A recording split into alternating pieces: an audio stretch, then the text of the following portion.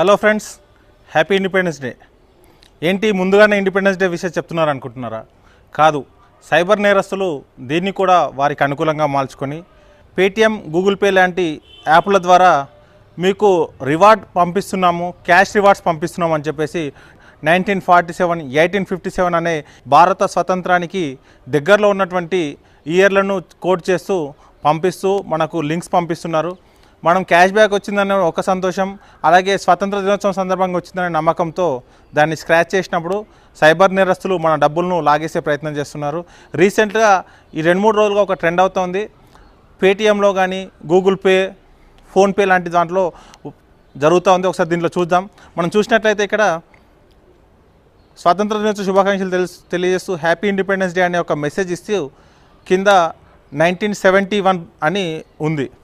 అది మనకు వచ్చినట్టు చెప్తే కింద స్క్రాచ్ చేసిన తర్వాత నెక్స్ట్ స్టెప్ అని చెప్పేసి నెక్స్ట్ స్టెప్ చేసి సెండ్ చేయమని చెప్తున్నారు.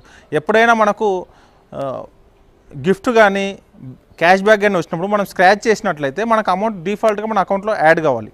అలా కాకుండా ఎప్పుడైతే మనల్ని ఓటీపీ అడగడం, యూపీఐ కోడ్ అడిగారు, లేకపోతే మనకేమైనా డీటెయిల్స్ అడుగుతున్నారంటే అప్పుడు ఖచ్చితంగా మనం అనుమానించాల్సిన అవసరం ఉంది. అది సైబర్ నేరస్తుల వల అని. కాబట్టి మిత్రులారా, ఈ స్వతంత్ర దినోత్సవాన్ని ఎలాంటి మోసాలకి గురి కాకుండా జరుపుకుందామని ఆశిస్తూ ఇట్లు మీ గడ్డం Mallesh, sub inspector of police, CCS, Hyderabad.